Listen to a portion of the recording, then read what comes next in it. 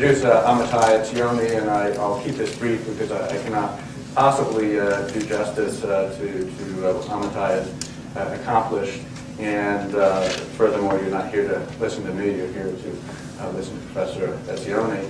But Amitai has just been the model of a thoughtful and just extraordinarily prolific scholar, author of 23 books, including his latest book, From Empire to Community, that we will be hearing about today, as well as countless articles, just an extraordinary range from his early work on kibbutzim to empire, where I guess one of the motifs is really, key motifs has been about that balance between the individual and collective in our institutions, and I think these issues are all the more relevant today. He has been a professor at Columbia University, as well as currently at George Washington University, as well as actually a short 2-year stint across the river at Harvard Business School. So he's a former president of the American Sociological Association and founder of the International Society for the Advancement of Socioeconomics, as well as the Communitarian Network. I think the notable thing, especially speaking in this institution at the Kennedy School for Amitai's career, is he's never been afraid to step into the public sphere, to take the ideas from the academy and to inject them into the public discourse, both as an advisor to the White House and the Carter administration, but more generally in his writings and his involvement in the issues of the day. And I'd say, his involvement in public discourse has always been with insight and wit, and has always been to the betterment of the discourse, which I think is high praise, indeed, coming from the institution, at least I'm coming from, the School of Public Policy. So with that, let me hand the floor over to Amitai Etzioni. Thank you, David. Thank you very much for very, very generous introduction.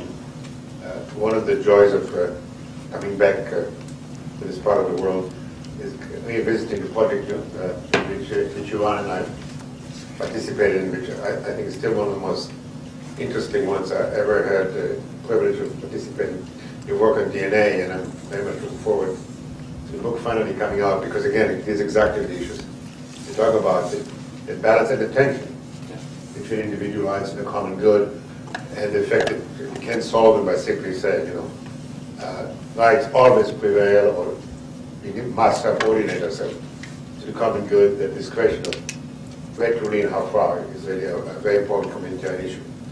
I was going first to mention other old friends. They're not old. I mean, I know them for a long time, who are on the table and the sides, but too many of them, and I may forget one. So, but nice to see you all. In working on this book, which I think is the first communitarian attempt to deal with the international system. I start by opening the canvas about as widely as I just can, and I'd briefly to mention that, and then a narrow discussion to bring us closer to leadership and to some more specific issues. And my opening observation is that an issue which dominated a good part of Western thinking, the Enlightenment, and since especially the beginning of modernization, has now gone global, and that is the threat of alienation and how it may be cured. And so the major thesis which young Marx and Max Weber and many others raised was that science and reason and modernity allowed, you would say, mankind today, whatever, people's kind, to develop vastly increase our capacity to do things, but not to control what we are doing.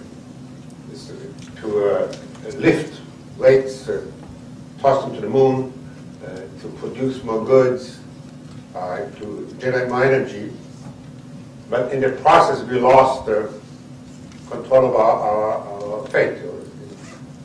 We are subject to forces we generated who dominate us rather than we dominate history. Marx's idea, for instance, was that we should learn to get in control of our fate. His solution was to go back to the pre-modern era, in which, because that's again one of the attractions of community. Everybody knows it's all one package, and therefore alienation will be overcome. I'm not sure that's the only or the right way to go, but the idea is crucial to the discussion. In fact, all cultures disappears in some metaphors. In the Jewish tradition, this is the image of the golem, which is kind of a creature made out of clay, which was supposed to serve the community by doing heavy lifting, and then got out of hand and started threatening the community. And the rest of the start was how to get on top of the golem. And in other traditions, the sorcerer's helper, again the same idea. It kept as well this notion that we generate nuclear energy, and instead of giving us unlimited peaceful energy, it gives us nuclear weapons. And we make bombs and they get into weaponized anthrax and they suddenly threaten us. Now, this issue historically was considered obviously a national societal issue. Marx would solve it in Britain because that was the first country to have a revolution in which the proletariat would win and end history, and men would get, and women would get back to government. Is it not difficult to hear on this side? No, thank you. What is new, I mean, this issue, as I said, there's all this modernity. What is new is now that it became global. And so when there's a meltdown in Chernobyl, it's no longer a Russian problem. It threatens Europe and beyond. And take the question of human cloning. It doesn't matter which side of it you take, but it's no longer an American issue we can solve here. So the President Council can meet all they want, but they're going to do it in Britain. And if not going to do it in Britain, they're going to do it in Mexico and Switzerland. And there is no global ethical community or committee which can have a decision. And if they did, if the United Nations had one, it would make no difference. So if the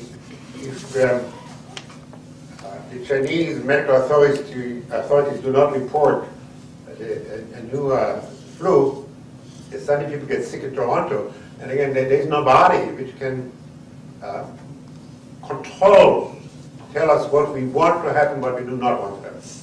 So and the gap has two parts to it. One is moral, that we have no shared understanding what we wanted to do if we could. It's some take the cloning issue, there are difference of opinion. And about nuclear weapons, about any of these issues, which beleaguer us, about outsourcing, about the financial systems. So before we can even talk about how we're going to implement our shared understandings, we need some shared understandings, no longer on the local but on the global level. The debate about the environment is about as good an example of that. There we are moving to some kind of shared global understanding. And so the part is what I call the moral gap, where we need to do what we often do in communities, is reach some new shared moral understanding. And the next gap is even somewhere more tantalizing, is a political gap. We don't have the institutions which allow us to govern our fate. So the lag, again in very traditional terms, our advance was technological and economic. And our lag is political and moral. Now, about the first question, I ask, and that's kind of the first part of the book, what are the moral criteria which should guide our shared global governance? And I found that there is a Western answer, which the best you can say for it is naive, and it would not be completely wrong to call it arrogant. And basically what we are saying, and again, not to say the West, there are different voices and such, but you know, Fukuyama and Mendelbaum and Zakaria, and we have the answer. We identify universal values, and not Western values, and we like to bring them, we ought to bring them to the world. And they're human rights, they are democracy, and actually oddly, the free market belongs in this three-legged thesis. And of course, the new neocons use this rationale as a major argument when all others fail, especially. Why we should be out there and intervening in the life of other countries to bring them to this Western light. And when it's rarely said that way, the implicit message, at least, is that the non-Western world, which is even richer, more varied and complicated than the West, so sometimes referred to as the rest, has nothing to bring to that moral table. There's nothing to contribute to the question, what should be the normative principles by which we are going to have a new global order?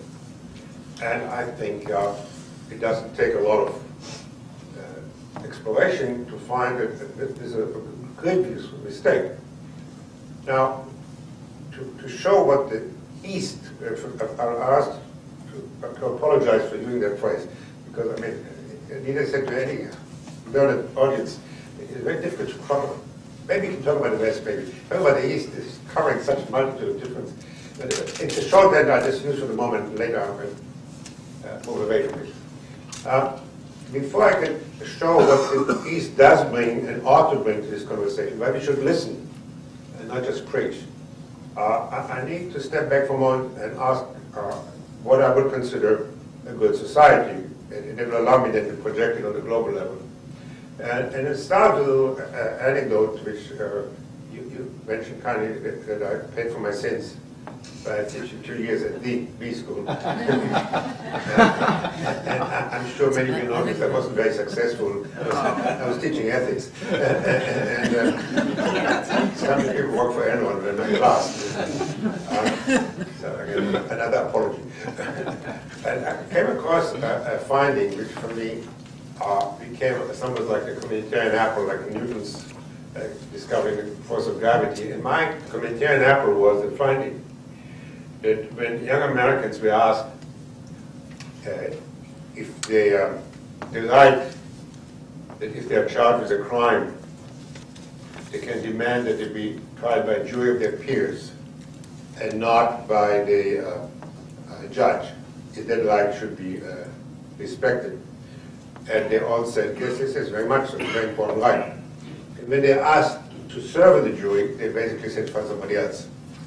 And that disjunction, this notion that we have rights, but not recognize that they have corollary responsibilities, that you cannot have a jury of your peers, and that peers will not serve, and that's indecent to take and have to give anything to the common in order to preserve it, became kind of the symbol and the slogan, and in effect, good part of the new communitarian message. I said new because there are all kinds of communitarians. There's Asian communitarians. I'm not talking about that particular 1991 communitarian little movement.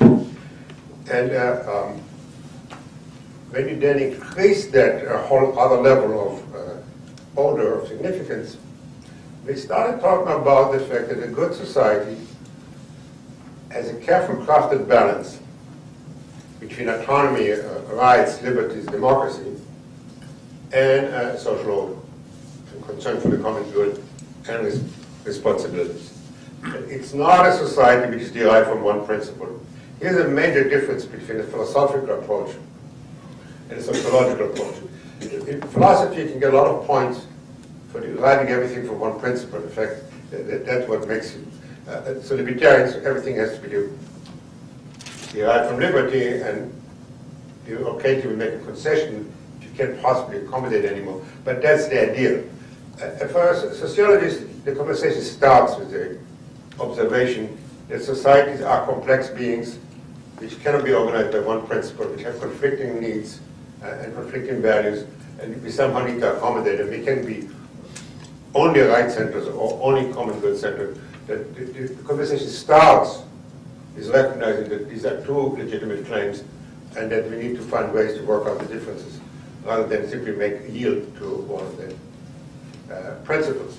So the first half of the communitarian essence is a careful crafted balance between rights and the common good.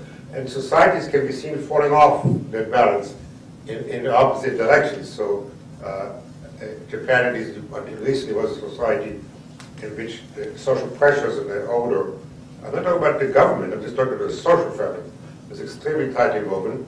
But right for women and for handicapped and for Korean, surely there was more room for rights and for individualization.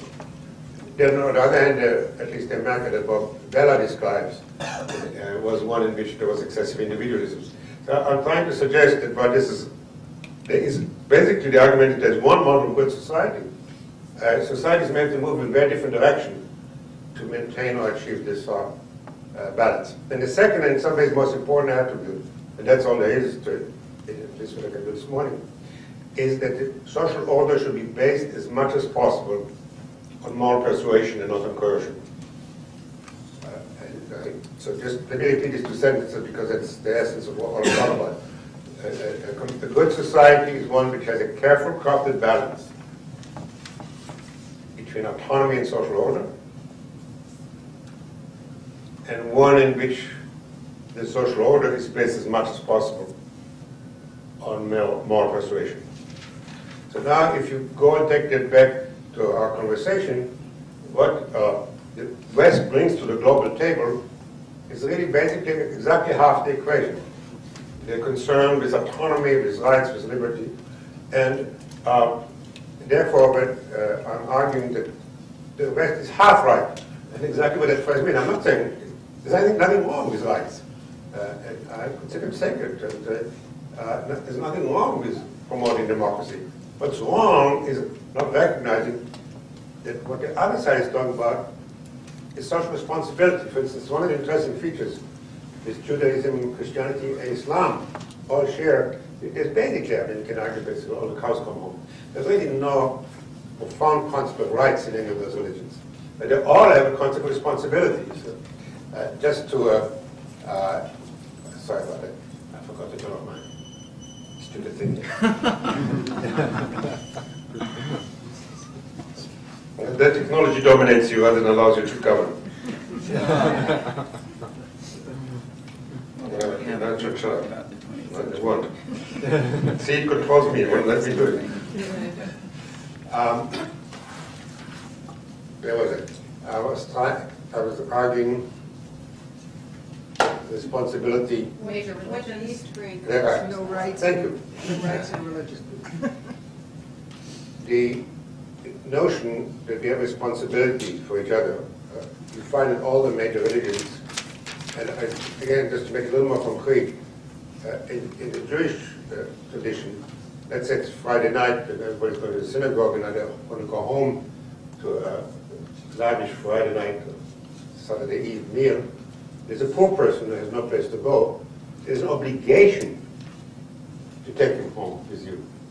But he doesn't have a right to demand it of you. There's a big difference. It's part of your communal being. Now again, I'm not saying that that's the right position. I'm saying it's half of the story. So you want to combine, I guess people should have some things which you don't have to ask for, or don't even have to depend on the community to come forward and give it to them. There are some inalienable rights. I would very much think so.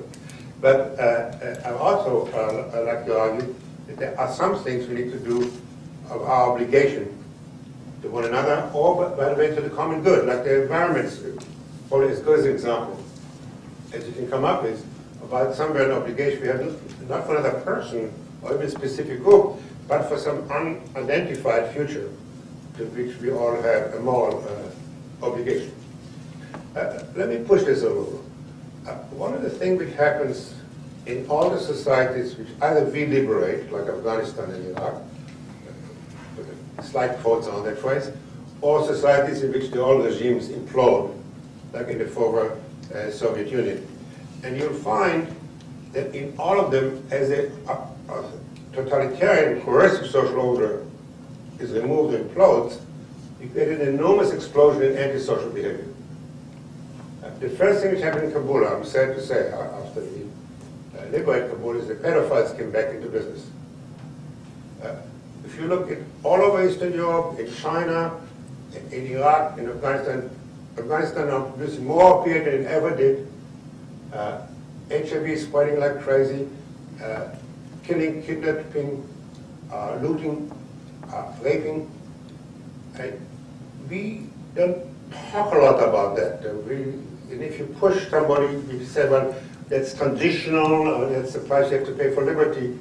What really you see here is that as you remove the totalitarian source of social order, and you do not bring other sources of social order, you're going to have a moral anarchy. And to preach freedom here is fine, but something is missing here. It's a misunderstanding what makes for a social fabric.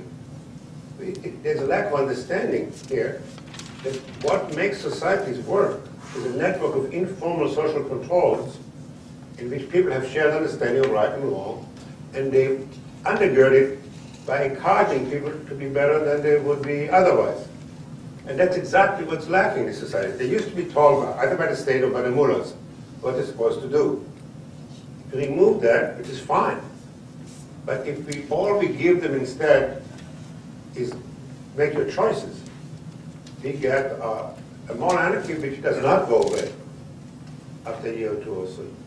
So therefore, what needs to arise, if you want, if you can use different languages, a generation of new moral norms, creating a civil society. The civil society is a very thin concept here. I'm talking about a much richer, a moral language. And I must say, I was particularly influenced in that thinking about one of the most wonderful experiences I had in my many years doing these things. I was invited to spend 10 days with the reformers in Iran. And I wish you all were there. They are incredibly beautiful people. But I'll make a prediction, which I'm happy taping this, social science is not a good thing to do, that Iran is going to be the shining liberal democracy in the Middle East, long before any other country. They are much more ready for it than, I lived 21 years in the Middle East, so I know a lot about it. They're much more ready to it than other countries, not the mullahs, the people. But the number one thing the reformers argue is to not want a civil society, the way we use that term. They want a religious civil society. And what they mean by it is exactly, they want a moral order which is based on convictions. Their line is, we want people to pray because they want to pray, and not because we make them to pray. Now, I'm not saying that religion is the only source of a new moral order for these places. I'm arguing that we should not ignore that half the story. How we build the fabric of what people owe to each other on a voluntary, morally convicted basis. Let me go back to this one more time and last time to the same point. If you listen to people listen, but I really urge you to read Bin Laden and the other mullahs. Really, we always make mistakes. We don't read the people. We can dismiss them as fundamentalists. And hear what they're saying. They say they have some first-line demands. Bin Laden says he wants us out of the holy cities of Saudi Arabia. He wants to lift the sanction on Iraq. I mean, these two things we did. And he wants us to remain more in Israel. And we latch on to this as saying, you know, we can treat him like a Western Union leader. You know, we negotiate. You know, you have 3 demands, you meet 2. Let's see how we can negotiate number 3. But behind that is a much more profound statement. And basically, what the mullahs are saying is that we worship goods instead of God, and affluence instead of afterlife. That we are abusive of women. We use them as sex objects to sell cars and lawnmowers. And that we have no transcendental aspirations or commitments. And their particular answer is extremely untenable. But actually, if you look, again, to go back to all the religions, there is not that much difference, forgive me, please do not quote me on that one, with fundamentalist Christians, ultra-Orthodox Jews, and the mullahs. They all are abusive of women. They all hate homosexuals. They all want to make people behave rather than convince them. But the issues they raise, what are commitments to each other, to our children, to our spouses, to our friends, to our neighbors, and what is life all about? We don't. That's why so many Americans are into astrology and Zen Buddhism and all those other things, because the West doesn't address these questions. And so when we go back to this global table, they bring to the conversation the wrong answers. They are simplistic notion of a free market is. But if you leaven them and if you listen to the questions rather than to the answers, there are issues we need to address before we have the normative foundations for good societies and for good global order. Community, responsibility, common good come from here.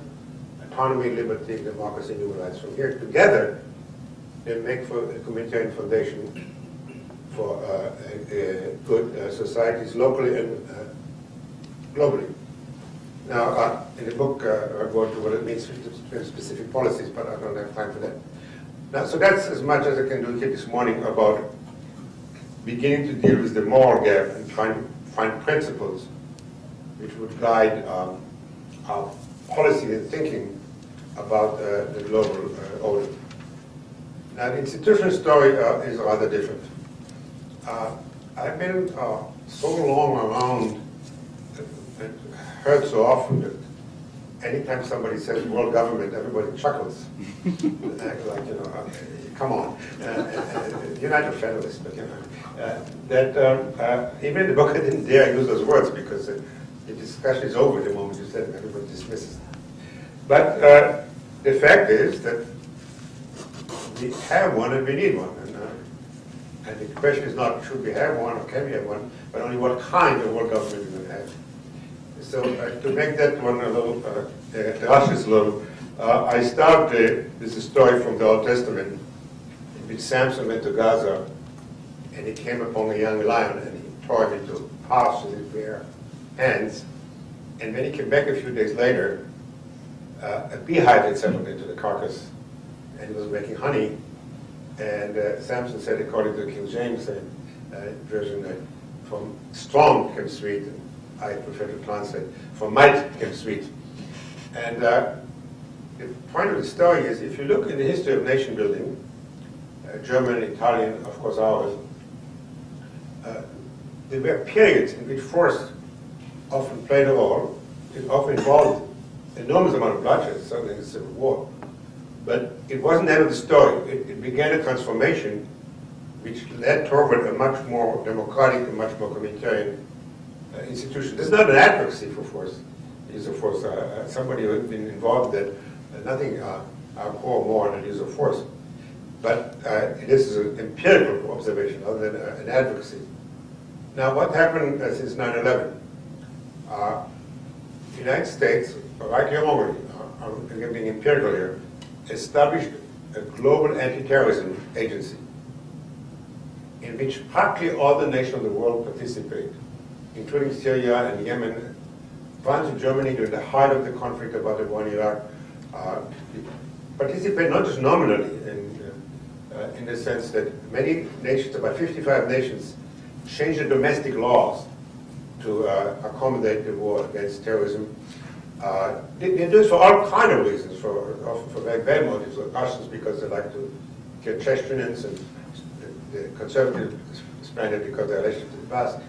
So I'm not talking about their motives, the Turks because they got 8 billion, but the result is nevertheless a fairly seamless operation in which we, again, I said we here, but we, the United States there is no email in the world or fax or phone call which we are not tracing, but with the help of the Australians and Brits and such.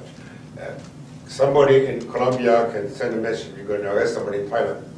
It's a global government. I'm not saying it's a good one, I'm saying we have now established a global presence of force. We have military bases, forces, special forces, CIA, FBI bases, 170 out of 200 nations. that global anti-terrorism department now sprung a second wing, and that is a deproliferation department.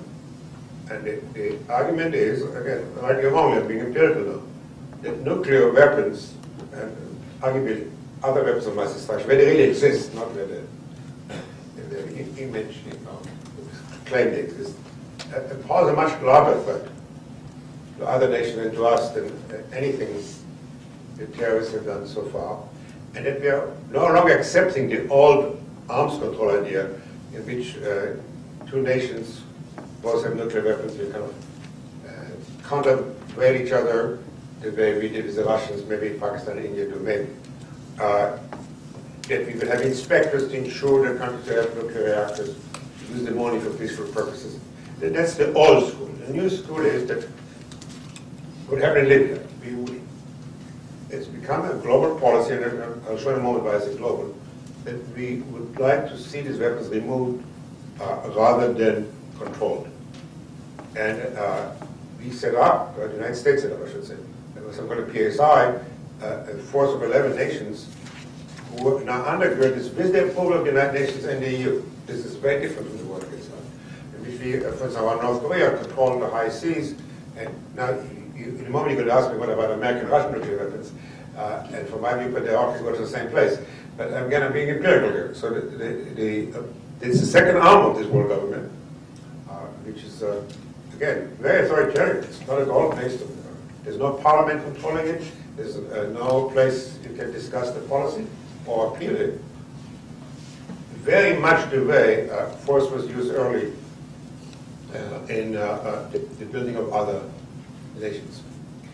Now, the third wing, which is global authority sprung, is much weaker, but again, bespeaks of this global presence, and this is humanitarian interventions. The old notion, the old system, the Westphalian system, that what happens inside your country is your business, and unless you invade another country, you're going to stay out, which, by the way, was a good part of the Cold War policy, is gone. And anybody who is, from people who support the United Nations Declaration to just war theorists, it's become much more acceptable that we do what we did in East Timor, in Sierra Leone, in Liberia, in Haiti, often very poorly. But there is now systematic efforts to intervene in the internal affairs of other countries, often to ill effect.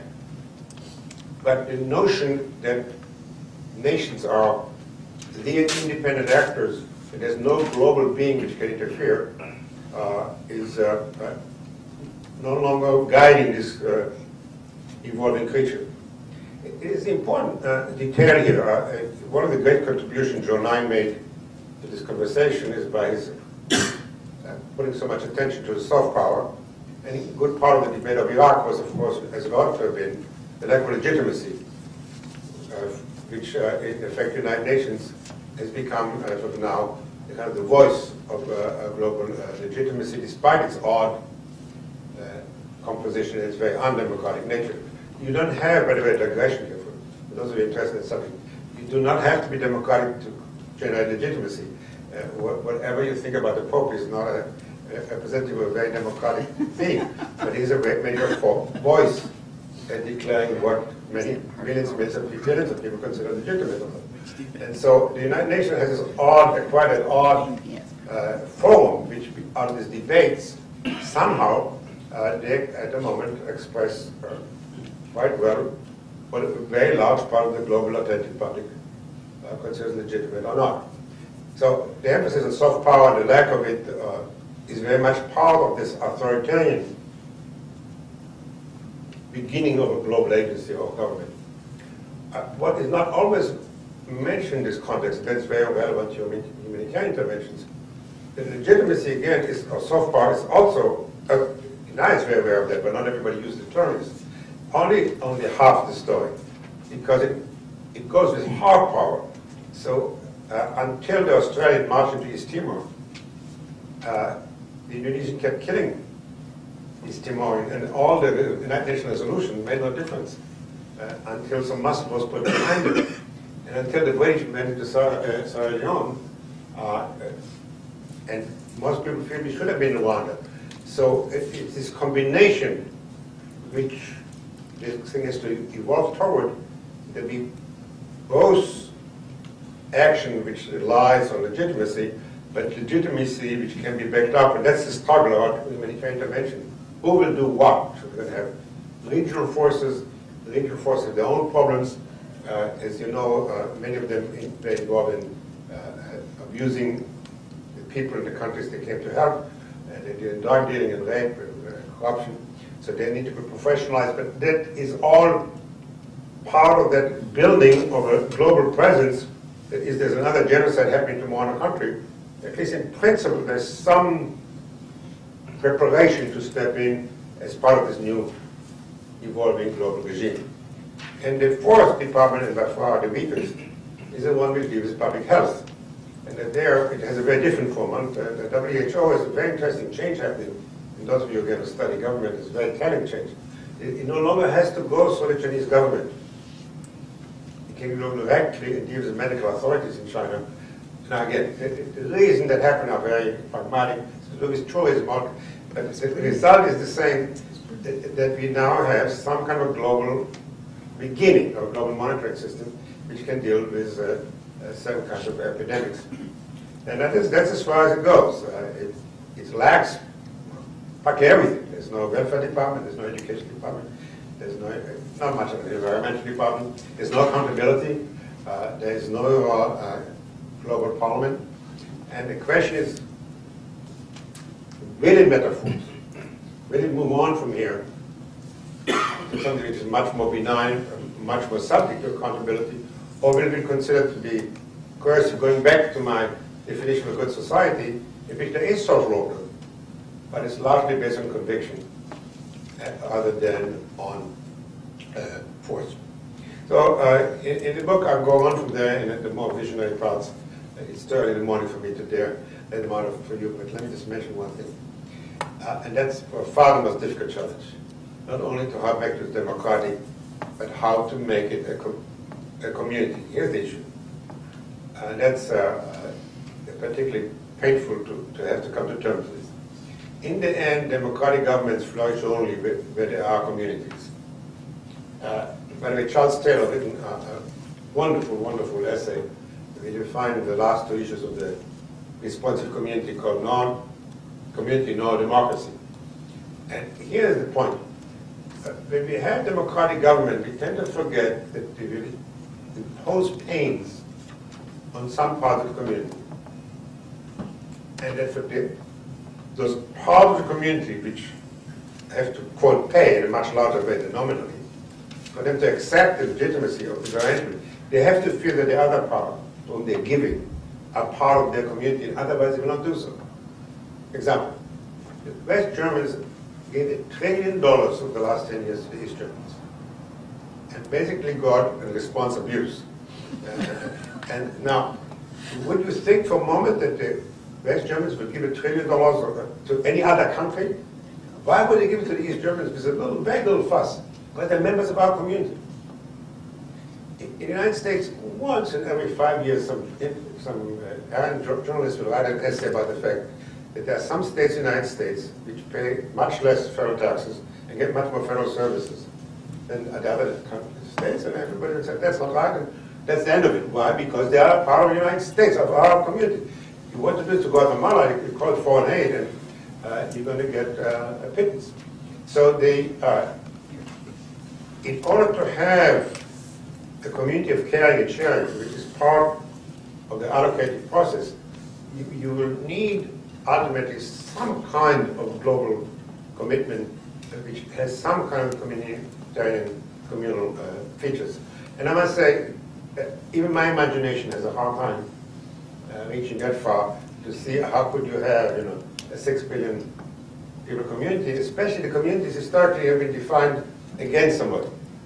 They always have outsiders. And the issue with the non-race people, but we movie makers, is who are going to be the outsiders in the global community, and the answer is, asteroids or aliens.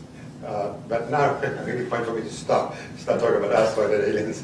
And I'm very much looking forward to having some time for discussion. Well, all we need to do is find weapons of mass destruction on Mars. And we'll be okay. So. A hostile civilization. But why don't we, that's wonderful, and thank you very much. And we have, let me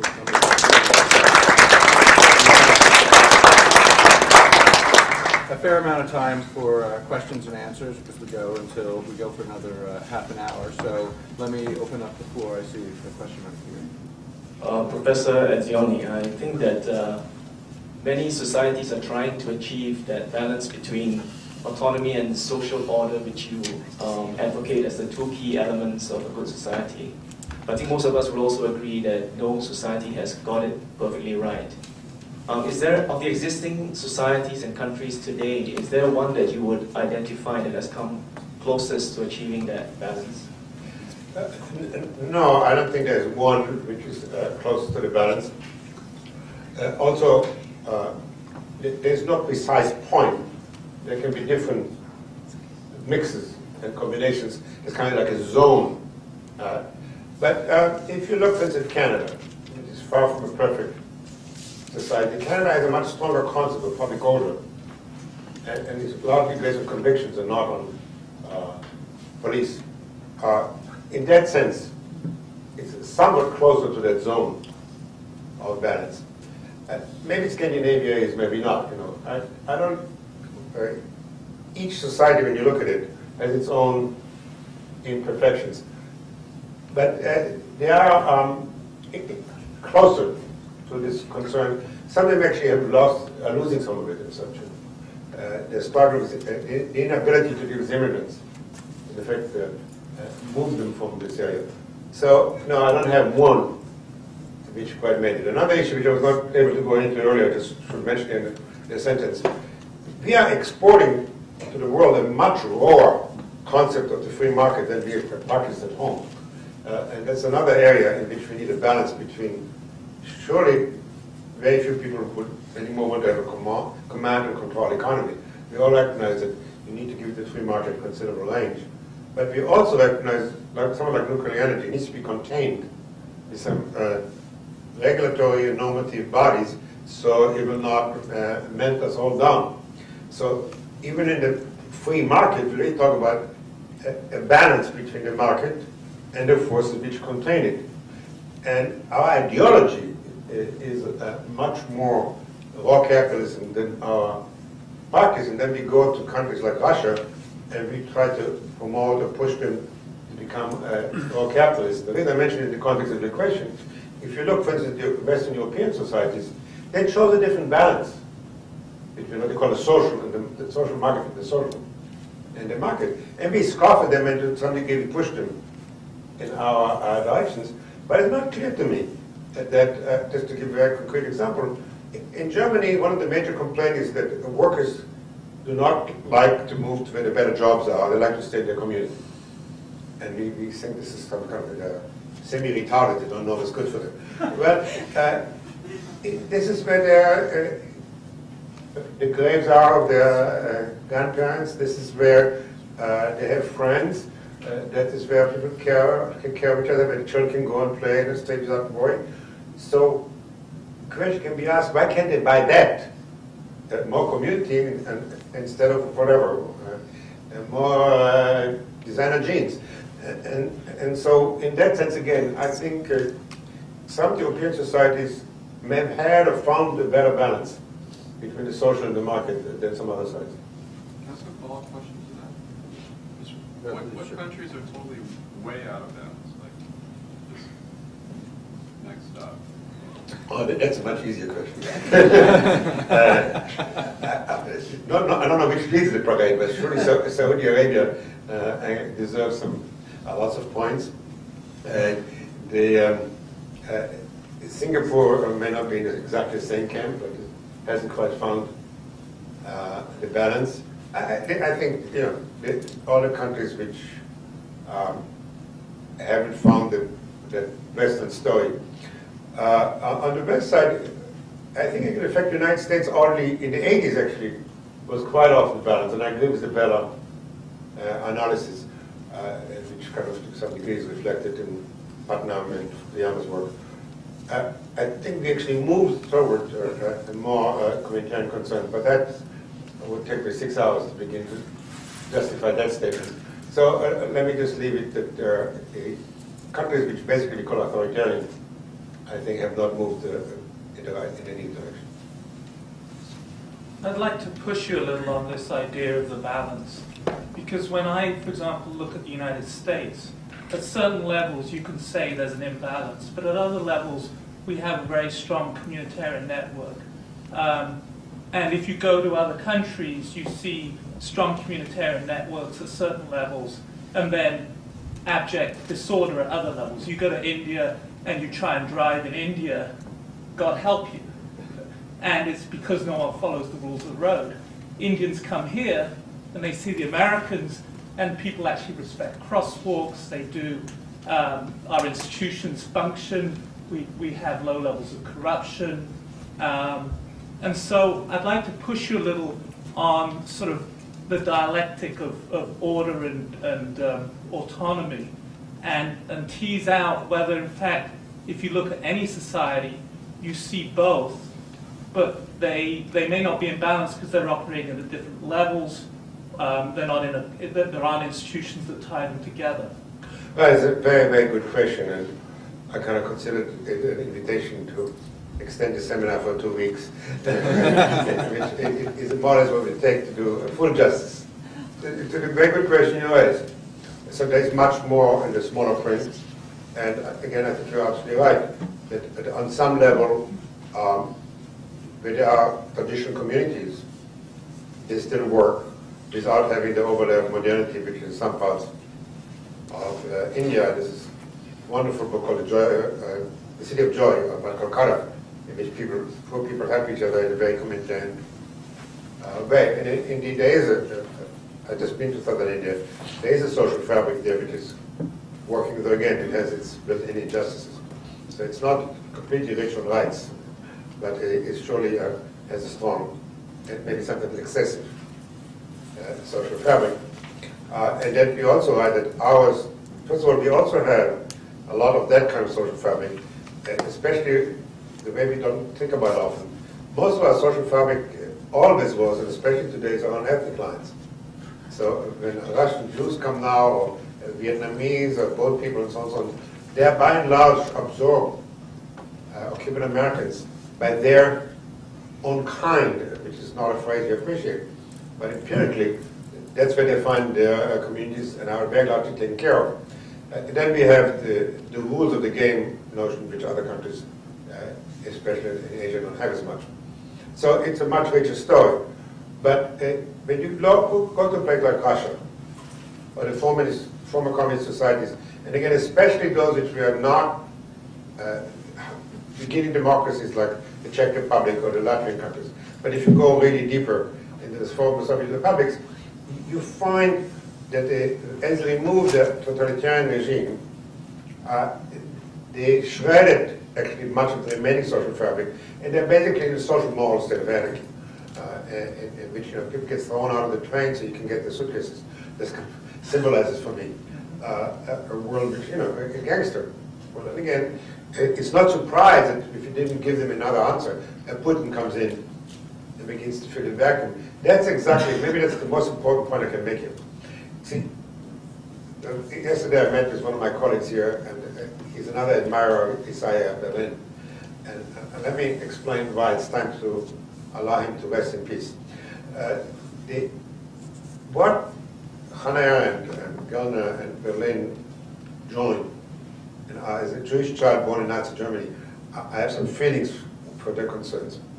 If they looked into their window and saw totalitarian regimes, and they were terribly fearful of dogmas and social fabrics, because they're going to generate again true believers, and true believers are going to go and impose their answers on the world. Okay? Not realizing that increasingly now we are finding the opposite situation, in which we have a moral vacuum, and when we don't feel that, we invite the fundamentalist to step in, or new authoritarian like Putin. So it's not Turkey from this viewpoint. For me, it's the test case from my book. See, Turkey has been secularized and modernized and democratized, and they're now going back to fundamentalism, because secularism and modernity give half the answer, but something is missing. Now, unless we want to participate in providing that, fundamentalism will be invited in. So, anyhow, you asked me about countries which, to do full justice to the story, we have to go layer by layer, country by country, even different parts of the country. Minnesota is not the same as Louisiana. And then, but there are clearly countries like Afghanistan now. I mean, I urge you, when you read newspaper reports about Afghanistan, see if the byline is from Kabul or from any other place. Because we hear all these stories, actually. The last week, Max Boot went to Cape Town and he found 20 shops and world-class restaurants, and he declared South Africa a flourishing democracy. Well, and all these reporters who don't dare leave Kabul and tell us how wonderful, modernized. Outside Kabul, it's a country where warlords dominate and looting and so on and so on.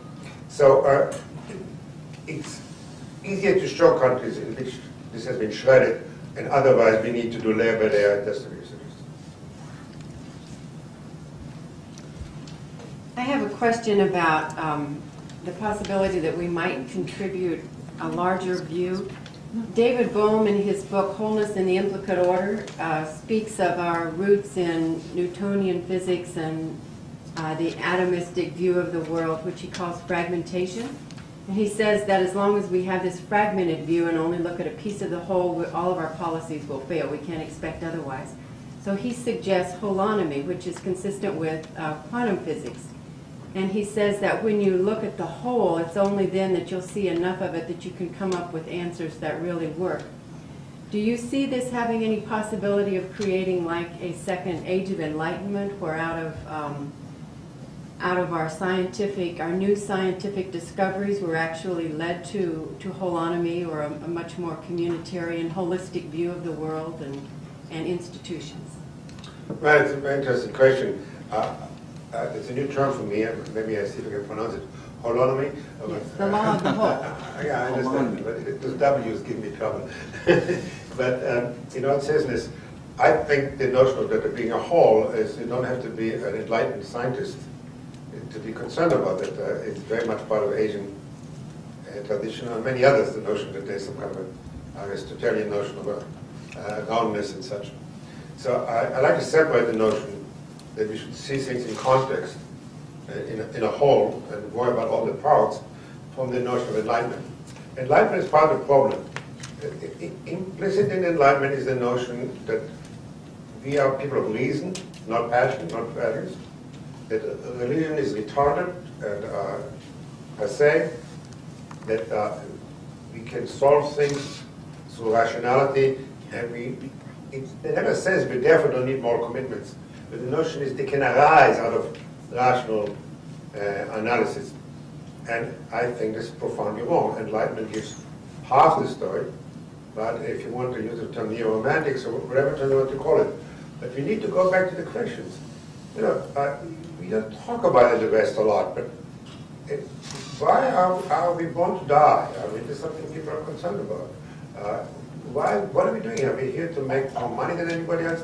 I mean, these are all questions which are in the back of our mind, and to which enlightenment doesn't speak. One of you talked about India earlier.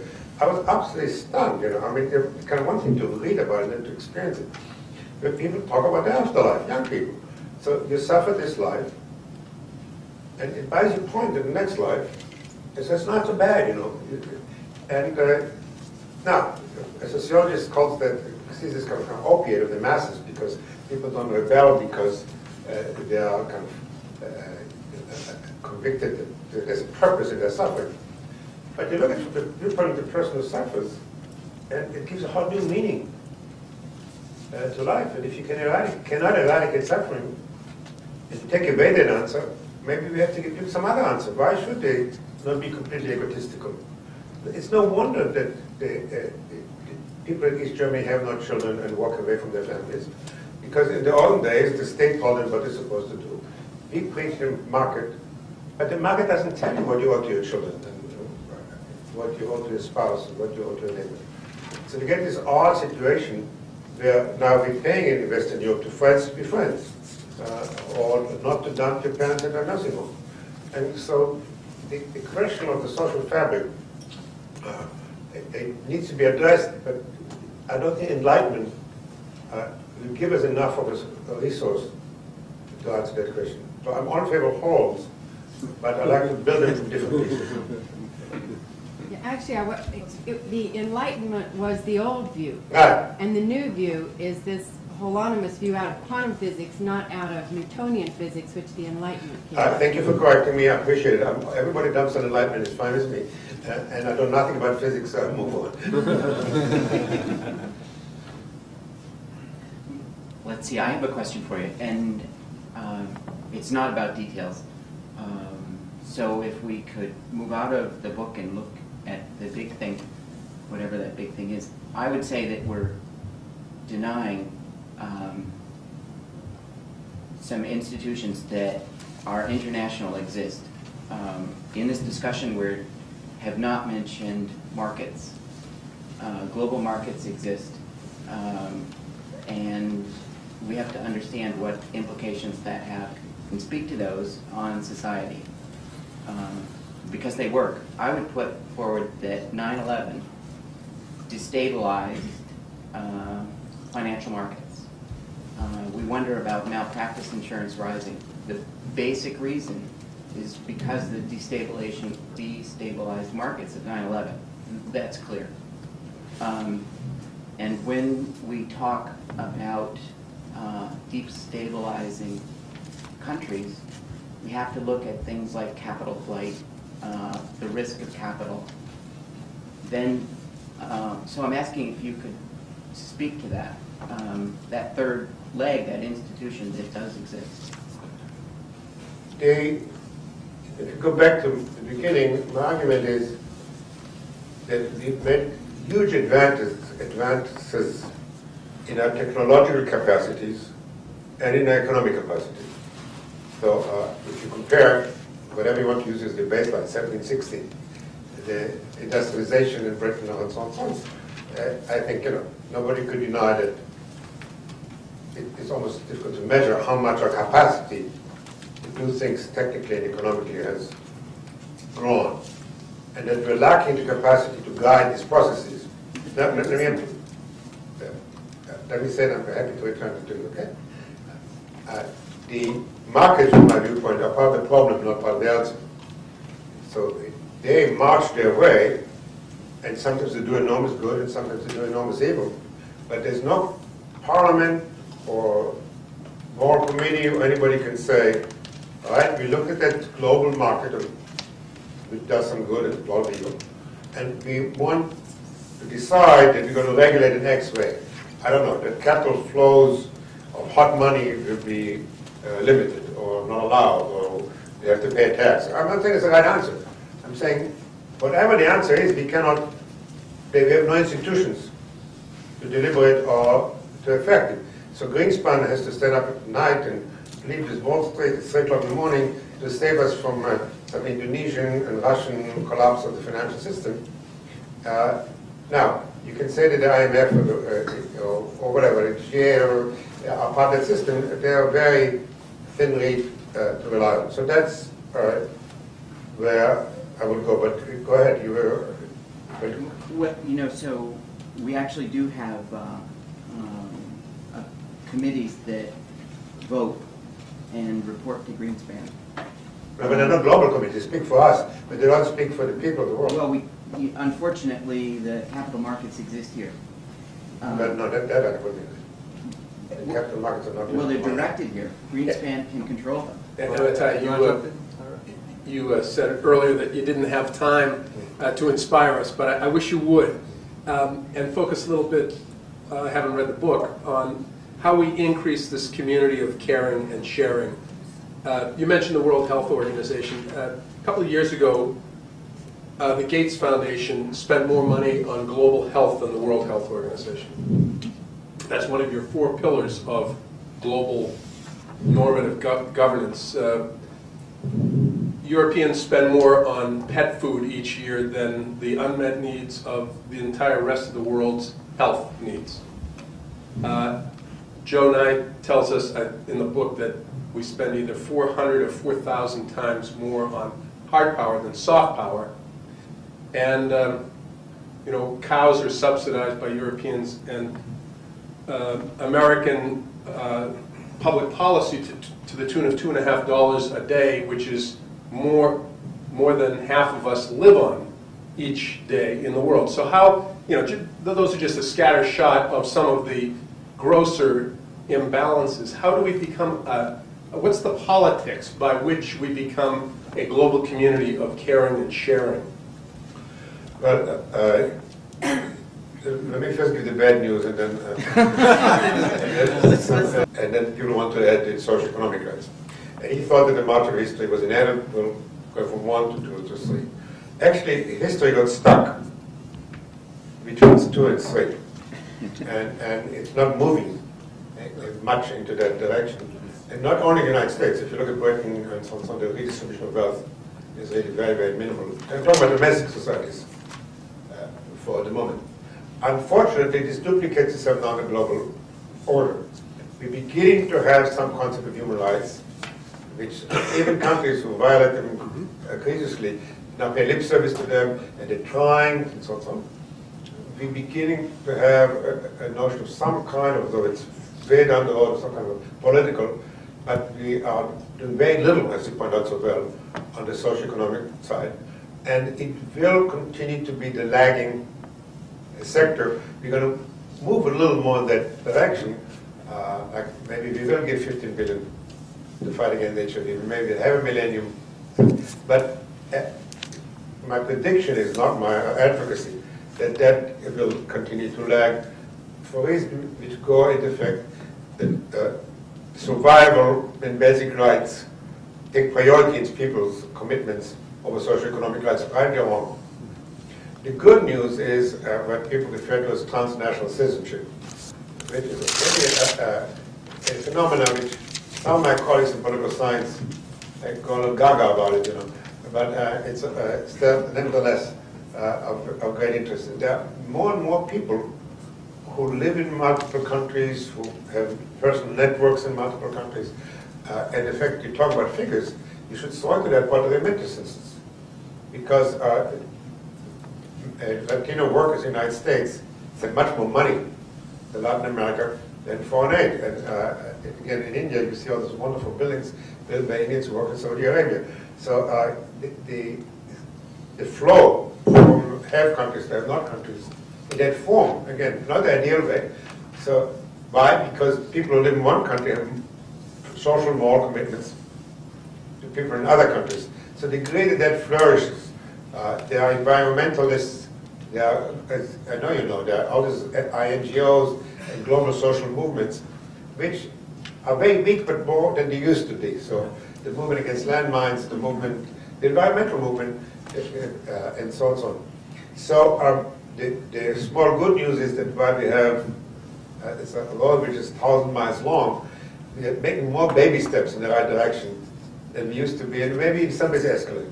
I think we have time for one more question. So, in the back, please. Dr. Etzioni, certainly this balance that you're advocating is a very ideal one. You were asked earlier the nations which comes close to this balance, and my question is actually, have you tried to go beyond this ideal concept to try to find out what makes it so difficult to achieve this balance? Is it a question of leadership or is it something else? Thank you. Well, that's a good question to close on. In the end, the only thing we can change societies in a major way, and here the analysis becomes easy, because at least from my viewpoint, if you look at total human experience, there's only one thing which changed societies profoundly in this direction, and this is social movements. It's not interest groups, it's not political parties, not even armies.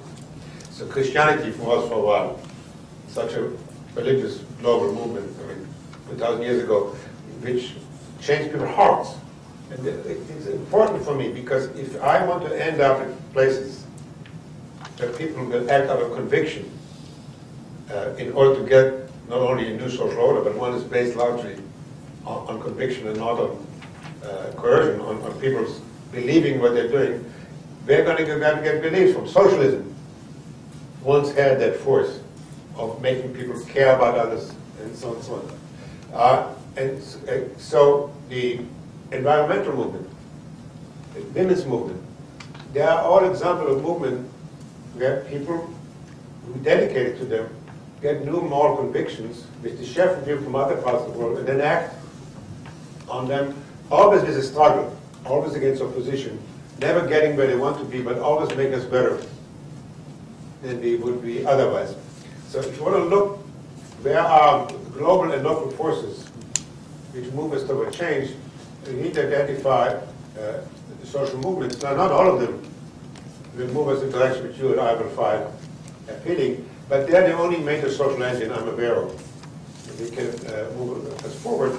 And the things we discuss as normative issues is the question is, who's going to give them the maps? That's where we can come in and help them form the maps. Let me also close one more last comment, and thank you for your patience. The one, I promised to discuss not only the former empire to community, but the next 4 years. So let me share you with what is a bit of good news. The American Empire was the shortest empire in human history. It lasted from March to September 2003. Let me justify the statement.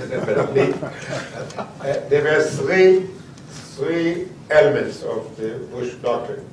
One is that we had military force and we could do what we need to do, and we don't need anybody else. If the North Koreans didn't like it, we got to shove it.